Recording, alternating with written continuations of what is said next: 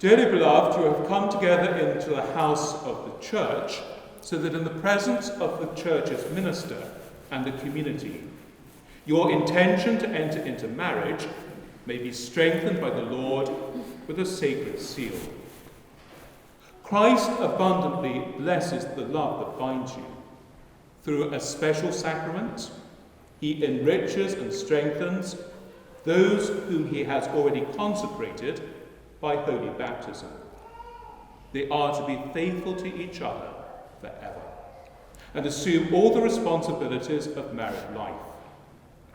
And so, in the presence of the church, I ask you to state your intentions. Stephen and Louise, have you come here to enter into marriage without coercion, freely and wholeheartedly? I have. I have. Stephen, are you ready to take Louise to be your wife, to love her, comfort her, honour and protect her, and forsaking all others, to be faithful to her as long as you both shall live? I am. Louise, are you resolved to take Stephen to be your husband, to love him, comfort, honour and protect him, and forsaking all others, to be faithful to him as long as you both shall live? I am. Stephen and Louise, are you prepared to accept children lovingly from God and to bring them up according to the law of Christ and his church? I am. I am. Stephen, if you say after me, I do solemnly declare I do solemnly declare that I know not that I know not of any lawful impediment of any lawful impediment why I, Stephen Finnegan Mears, why I, Stephen Finnegan Mears, may not be joined in matrimony may not be joined in matrimony to Louise Marie Crabtree. to Louise Marie Crabtree. Louise, if you say after me, I do solemnly declare I do solemnly declare that I know not that I know not of any lawful impediment of any lawful impediment why I, Louise Marie Crabtree, why I, Louise Marie Crabtree, may not be joined in matrimony may not be joined in matrimony to Stephen Finnegan Mears. to Stephen Finnegan Mears. Since it is your intention to enter the covenant of holy matrimony, join your right hands and declare your consent before God and his church. Stephen, I call upon these persons here present I call upon the persons here present to witness that I, Stephen Finnegan Mears, to witness that I, Stephen Finnegan Mears, do take thee, Louise Marie Crabtree, do take thee, Louise Marie Crabtree, to be my lawful wedded wife, to be my lawful wedded wife, to have and to hold, to have and to hold, from this day forward, for better for worse, for better, for worse, richer for poorer, for richer, for poorer, in sickness and in health, in sickness and in health, to love and to cherish, to love and to cherish, till death us do part. till death us do part. Please, I call upon these persons here present I call upon these persons here present to witness to witness that I, Louise Marie Crabtree, that I, Louise Marie Crabtree, do take thee, Stephen Finnegan Mears, do take thee, Stephen Finnegan Mears, to be my lawful wedded husband, to be my lawful wedded husband, to have and to hold, to have and to hold, from this day forward, from this day forward, for better for worse, for better, for worse, for richer for poorer, for richer, for poorer, in sickness and in health, in sickness and in health, to love and to cherish, to love and to cherish, till death us do part. till death us do part. Good job. May the Lord, in his kindness, strengthen the consent you have declared before the church, and graciously bring to fulfillment his blessing within you. What God joins together, let no one put asunder. Let us bless the Lord. Thanks be Be to God. Can I have the rings, please? Are they untied?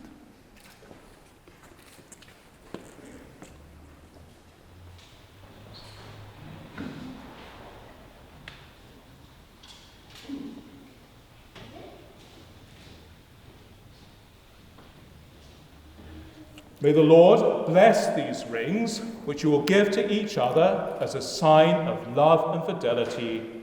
Amen. If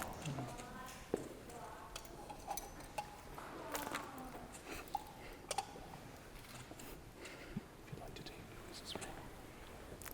Thank you, Cookie. Hold it over her finger and say after me. Louise, I give you this ring Louise, I give you this ring as a sign of our marriage. as a sign of our marriage. With my body, I honour you. With my body, I honour you. All that I am, I give to you. All that I am, I give to you. And all that I have, I share with you. And all that I have, I share with you. In the name of the Father, In the name of the Father, and the Son, and of the Son, and the Holy Spirit. and of the Holy Spirit. Amen. Amen.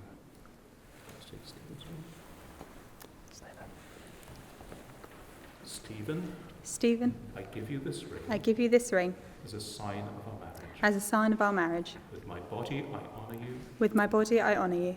All that I am, I give to you. All that I am, I give to you. And all that I have, I share with you. And all that I have, I share with you. In the name of the Father, In the name of the Father, and the Son, and of the Son, and the Holy Spirit. and the Holy Spirit. Amen. Amen. You may kiss the bride.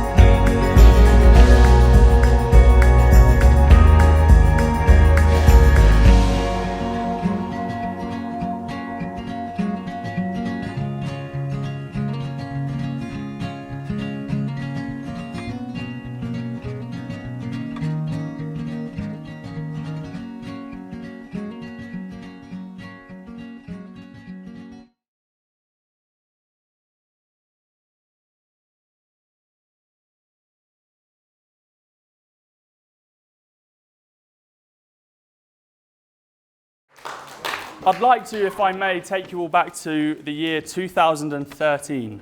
Feels a rather long time ago, but that is the year Louise and I met. It was the year that Pope Benedict retired. We were in the middle of a David Cameron and Nick Clegg love-in. Brexit wasn't a word. And our biggest political concern was whether Ed Miliband could eat a bacon sandwich. Spoiler alert, no, he couldn't. And Trump was merely a word that meant somebody had passed wind. Louise and I were in the middle of our A-levels. It was the year before I went to Zambia, and we both had our entire university careers ahead of us. We were only 17 when we met, and for anyone at that age, the following years are a time of great change. Yet, as Jonathan's already alluded to, from the moment that we met, there was one constant. We were in it for the long haul, and today is the result of 6 years of steadfast commitment, effort, and love. These last 6 years have given us hundreds of stories to tell, but for the sake of getting to dessert on time, I had the unenviable task of picking the most important story to share with everyone here today. It had to be the story that captures why we're here. And so, of course, late last night, because I leave these things to the last minute, I asked myself, what story should I tell? Perhaps I could tell everybody the obvious, that Louise is not only the beauty in the relationship, but also the brains. You've worked incredibly hard to become a talented nurse and midwife, and watching you do your masters this year has been a privilege. You've shared many tales of your midwifery training with me over the last couple of years. The midwives in the room probably know what's coming. You've often shared them over a dinner that has, for some reason or other, reminded you of your day at work. And it's a habit that I certainly hope you don't bring into married life. But I thought perhaps one of your work stories, given that everybody has just eaten, was probably not the best one to tell. So maybe I thought I could tell everybody about the time that you were incredulous at the presence of onions, real onions, in a French onion soup that you had ordered. Or perhaps even the time that my beloved dad and I persuaded you that the best way to cook rice was to clean it first. Not only to clean it first, but to use fairy liquid in the process. It almost worked. These stories, after all, capture your good humour and highlight your ability to make me laugh, either with or at you. You are, of course, perpetually cheerful. You lighten the mood of any and every situation you find yourself in, and it rubs off on everyone around you. And of course, arguably the obvious story to tell would have been how we first met. After all, meeting you in a church, miles and miles away in Surrey, is certainly a compelling tale, one I'm looking forward to telling our children. Being Catholic, it's hard not to feel that we were put in each other's way by divine providence. Whether to reward me for my good behaviour or punish me for my sins, I've yet to decide. One thing is certain, though. Since we've met, I have become a better man. I am by no means a perfect or even necessarily a good person, but I am far better now for having known and loved you these last 6 years. Sorry, had to be nice at some point. You have shared with me your boundless courage, your unerring support, and a depth and breadth of love that I most certainly have not and do not deserve. Our history together is pretty well recorded, and our stories so far are fairly well known. But they're not the stories that tell everybody why we're here today. The story that has led us to the altar this afternoon, is the one that we're about to write together. It's what's in front of us, not behind us, that matters most. I chose you as my wife because I know that the vows we said today will be forever inscribed on our souls, and that we will live by them as best as we can for the rest of our days. I chose you as my wife because I see in you a woman who will stand with me side by side, facing all of life's challenges and joys with the same cheeriness with which you greet every day. I chose you because you are a woman who will continue to make me a better man. I know that the man I will be in the years to come will be better than the man I am today, and it will be because of you. I chose you as my wife because, God willing, you will be the most amazing mother to our children, and you'll teach me how to be a good father in the process. I chose you as my wife because I want to prove that I am worth the love you give me, because I want to serve and cherish you and become the man that you already think I am. I chose you as my wife not because I have loved you for these last 6 years, I chose you as my wife because I will love you every day until my very last. Ladies and gentlemen,